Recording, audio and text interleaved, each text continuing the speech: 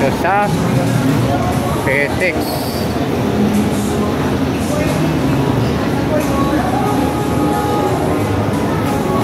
So pag naibago ka ay medyo ano ka dito, maguguluhan dahil pag hindi ka pamilyar ay mahaba-haba din ang ating nilalakad hanggang sa mahanap natin yung ating bus station nating magsasakyan na yan. Ganito, terminal na yan, gate 9.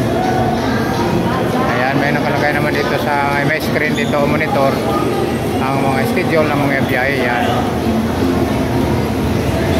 Ayan, tutuon kaya po. So dito sa gilid, halos marami ding mga paninda. Ayan. Ayan, meron din ditong electric massage. Kapag napagod sa biyahe, umupo lang dito at magpapa-masahe. Ayan, dito. So ito na yung dulo. Ayan, marami rin ditong mga kaya yun na. So ito na mga guys, ang terminal 10 o gate 10. Ayan, ayan guys, yung ating pagsasakyan lang carousel. So kaya tayo dito guys.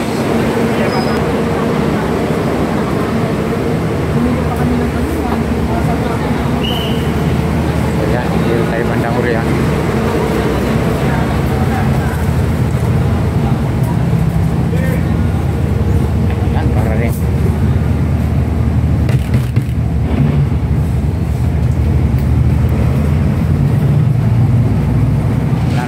Guys,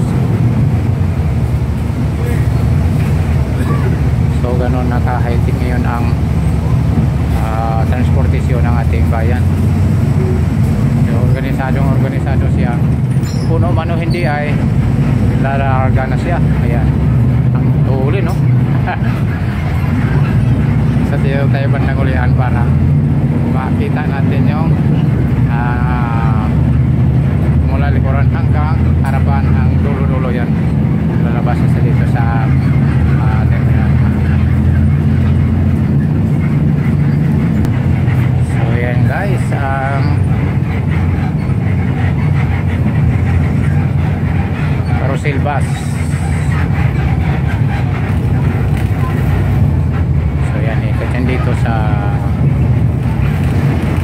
kabila. Exit nito.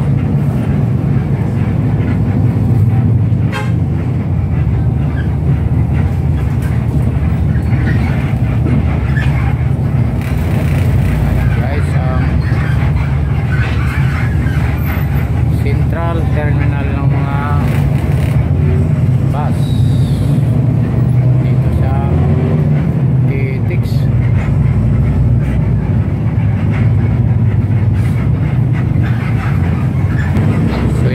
Lumabas yan dito sa Makapagal.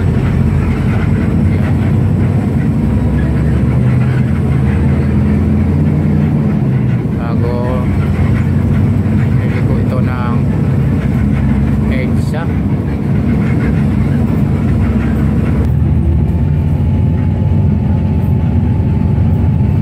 So dami pong bakante dito mga guys.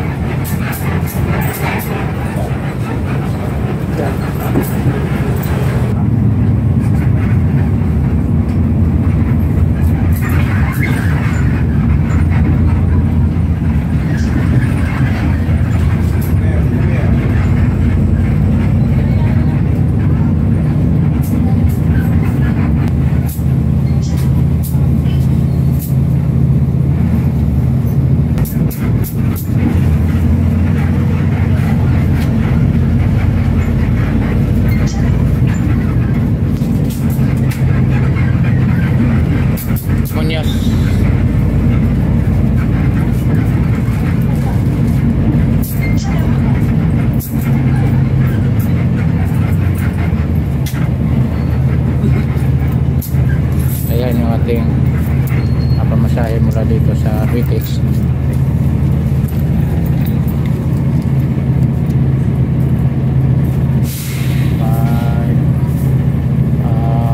35 yung supply ng ating 100 mini. Nasa 65 yung ating pamasahe.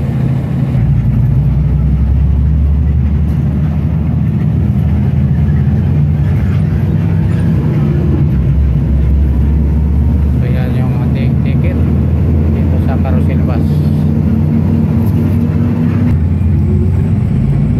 Ayan guys, yung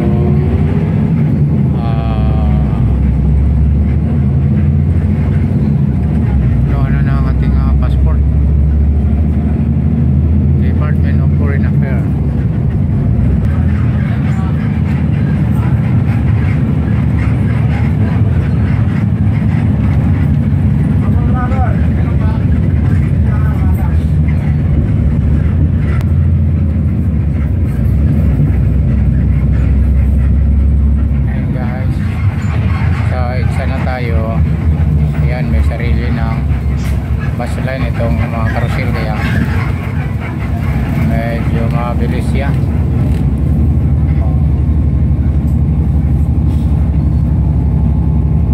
Dito yung mga sari-saring mga sasakyan, dito naman yung bus line. Yun yung terminal dito sa Baclaran to.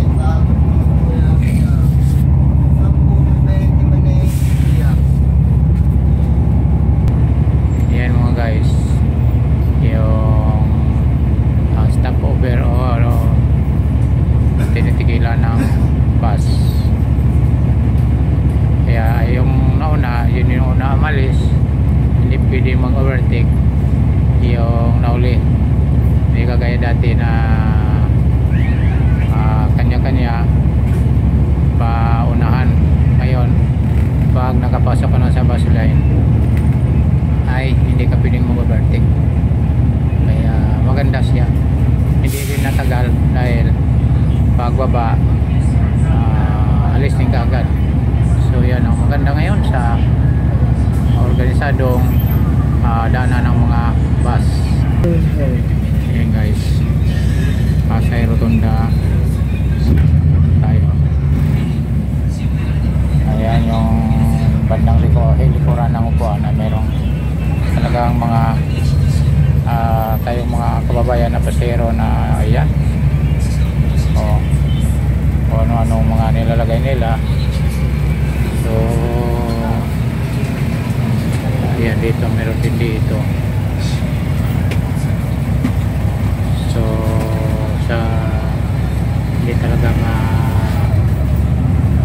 iwasan yung mga ganitong gawain ng ating mga kababayan na sumasakay dito sa carousel. Gandang likuran yan guys, kasi dito ito na yung panghuli na na upuan. Kaya dito tayo ng pisto para maganda yung ating pagkuha ng videos dito sa ulihan at makakita natin ang kabuuan ng bus. Ayan, yun ang ating maibagi dito sa ating pag sakay ng carousel bus. Ayan, dito sa right side natin yun mga public mga sarado mga sasakyan ng mga pasero. So yan muna guys ang ating maibagi sa ating na-experience na pag sakay dito sa carousel bus dumadaan sa EDSA at meron siyang sariling